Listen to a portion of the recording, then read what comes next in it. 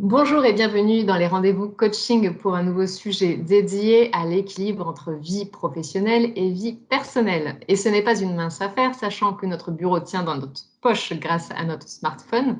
Et pour certains en télétravail, il est tout simplement dans le salon. Pourtant, séparer la vie professionnelle de la vie personnelle est une nécessité. Alors, pourquoi est-il important de préserver cet équilibre et comment faire pour ne pas passer sa vie à la gagner? Ce sont des questions que nous allons poser à notre expert, Monsieur Stéphane Masson, coach professionnel certifié. Stéphane, bonjour. Émilie, bonjour, bonjour à tous. Alors, tout de suite, première question. Quels sont les enjeux de cet équilibre vie professionnelle, vie privée?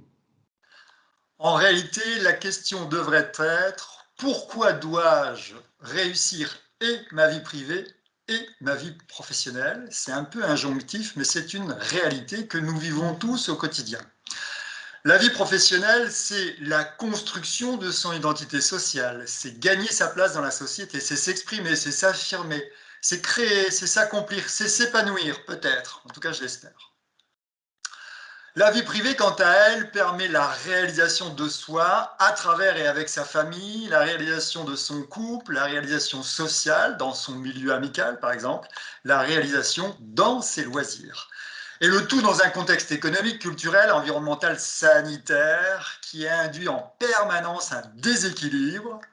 Donc, ce n'est pas facile et c'est à nous à être efficaces et à trouver un chemin vers l'équilibre.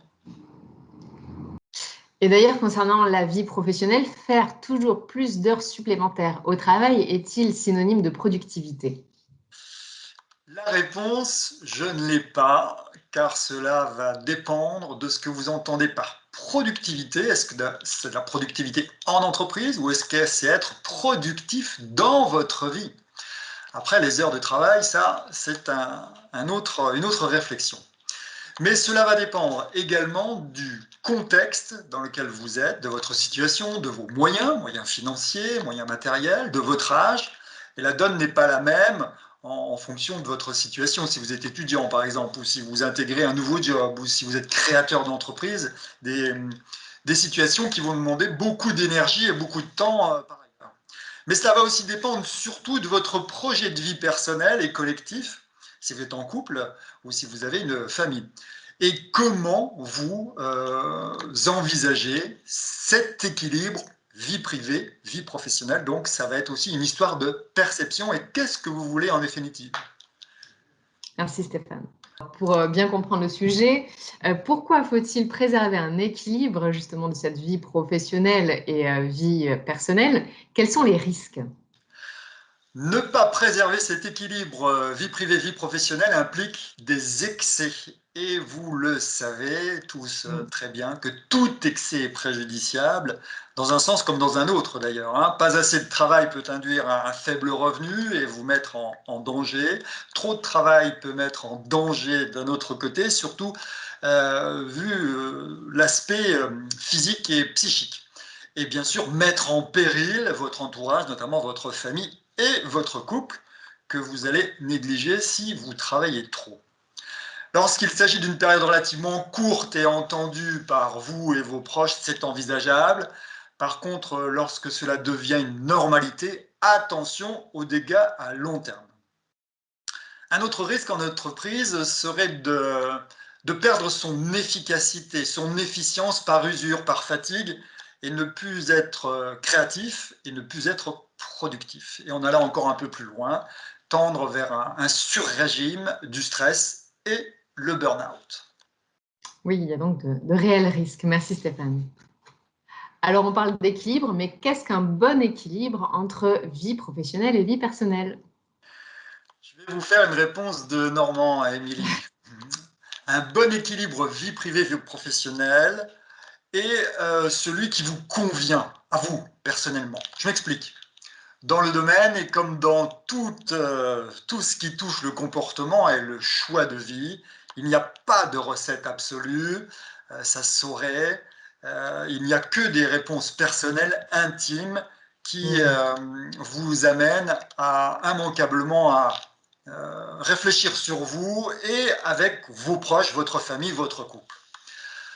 Et l'idée est de trouver un bon cocktail, le cocktail qui satisfera tout le monde. Alors c'est compliqué, vous allez me dire, et vous avez raison, mais en matière de conduite de vie, rien n'est simple, sinon on s'ennuierait, vous l'imaginez bien. Charge à nous donc de trouver avec notre moitié le bon job, le job épanouissant, suffisamment rémunérateur avec des horaires corrects, pas trop loin de son habitat pour ne pas passer trop de temps dans les trajets, avoir un foyer si possible pas trop éloigné de l'école, du collège, des lycées des enfants, des loisirs de toute la famille et des proches et des amis, pour rester le plus possible en contact avec les gens qui comptent pour vous.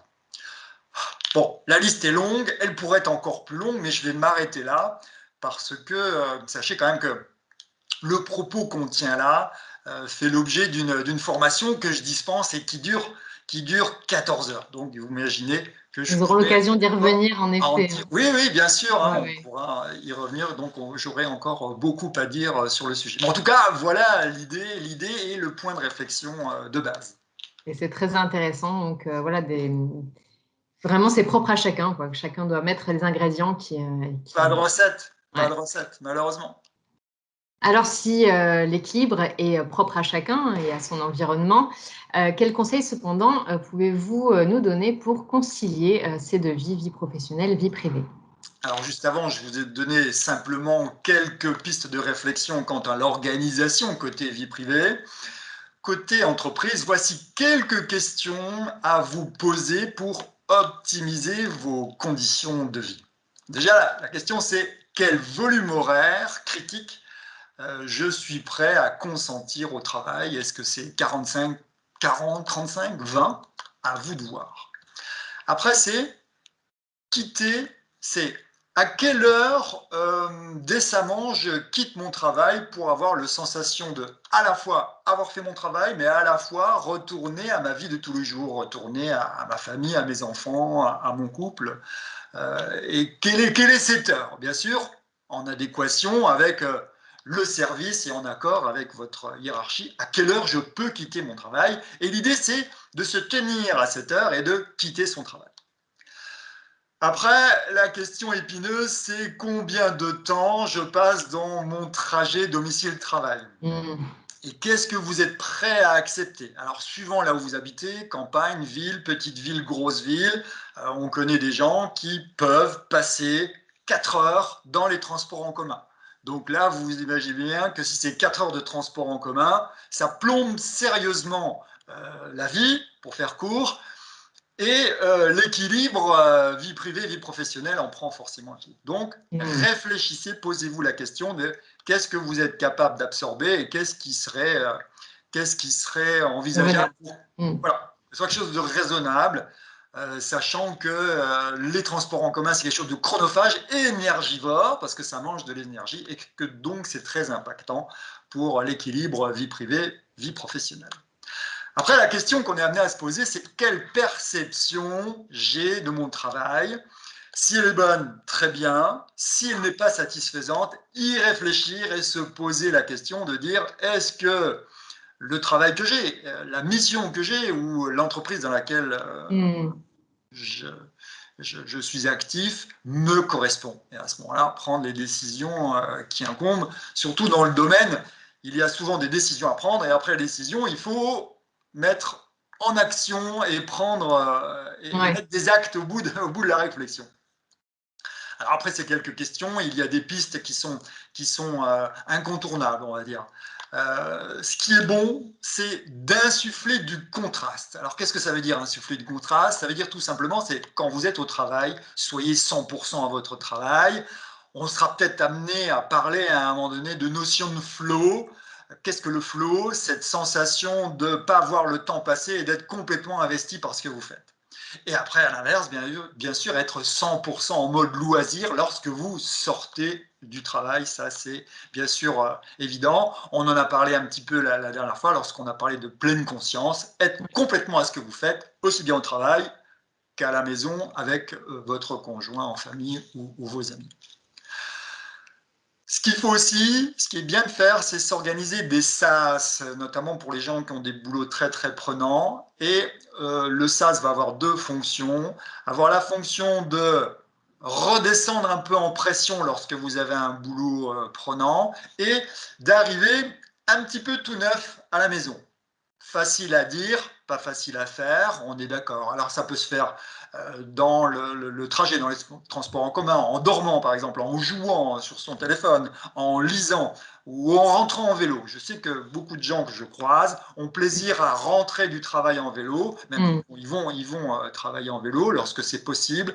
Et lorsqu'ils rentrent à la maison, qu'ils posent le vélo, ils sont complètement Ouais, il y a déjà une détachés. transition en fait. Voilà, ils sont tout neufs, complètement détachés des contraintes dites professionnelles. Et à ce moment-là, ils peuvent rentrer dans une vie loisir complète. Voilà. Alors, ce qui est important, et vous l'avez donné aussi en introduction, c'est de couper les moyens de communication numérique à heure fixe que vous déterminez. Vous tombez d'accord aussi avec votre entreprise et vos collaborateurs et votre hiérarchie. Il est très important de couper. Alors, vous pouvez peut-être un peu continuer à bricoler à la maison avant de passer à table, par exemple, ou que sais-je. Mais en tout cas, pas question de checker ses messages ou ses mails le soir à 23 h au lit. Ça, c'est rédhibitoire. Et ça, pour plomber cet équilibre, il n'y a rien de tel.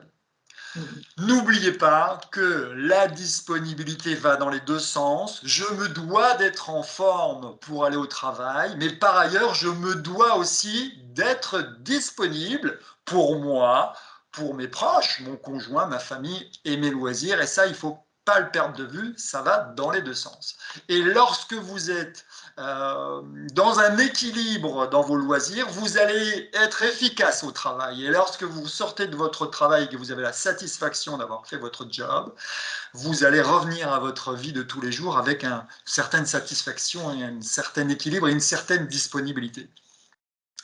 Donc l'idée est de travailler un petit peu sur soi en se posant certaines questions. Jusqu'où je serais prêt à aller pour atteindre cet équilibre? Sacrifier mon travail, changer de travail, déménager, etc., etc. Après, toute une réflexion à mener. Êtes-vous capable de dire non aux sollicitations au travail? Ça, c'est encore une fois, c'est un travail sur soi et c'est la notion d'assertivité, d'affirmation de soi. Encore un gros chantier. Je ne rentre pas plus dans les On détails reviendra peut-être aujourd'hui. dessus, oui, sur une On sera prochaine peut-être amené thématique. à en discuter tous les deux, Émilie, prochainement. Quelles sont, et ça c'est la grande question, c'est quelles sont mes priorités dans la vie pour moi et mes proches? Est-ce que c'est la fameuse question populaire, c'est est-ce que je vis pour travailler ou est-ce que je travaille pour vivre? Pareil, je n'ai pas la réponse, il faudrait s'aménager quelques 20 ou 30 heures C'est pour en l'œuf ou la discuter, poule, quoi. ce que nous n'avons pas là maintenant. Et bien sûr, dans tout cela, faites-vous accompagner pour vous aider dans votre démarche de réflexion et trouver des pistes d'amélioration. Voilà. Tout à fait. Merci beaucoup Stéphane pour toutes ces réponses. En effet, mais il n'est pas toujours évident de placer le curseur, donc il ne faut surtout pas hésiter, voilà, quand on n'y arrive pas à faire appel à un professionnel comme vous, Stéphane. Bien sûr. Et alors, pour faire appel à vos services, Stéphane, rien de plus simple puisque l'on peut vous consulter en consultation privée, en face à face ou bien à distance par téléphone, chat, visio, tous les moyens modernes donc, qui sont mis à notre disposition. On retrouve toutes des informations sur votre site internet coach-du6plus.fr. Vous êtes également présent, on le rappelle à chaque fois, sur les réseaux sociaux, sur votre compte Instagram notamment, où vous dispensez tout plein de bons conseils. Votre compte Instagram, Stéphane? Stéphane.masson.coach. Voilà, stéphane.masson.coach. N'hésitez pas à le rejoindre donc sur Instagram. Merci beaucoup Stéphane pour ce nouveau sujet. Je vous dis à très bientôt. Merci Mélie, au plaisir, à bientôt. Au revoir. Au revoir.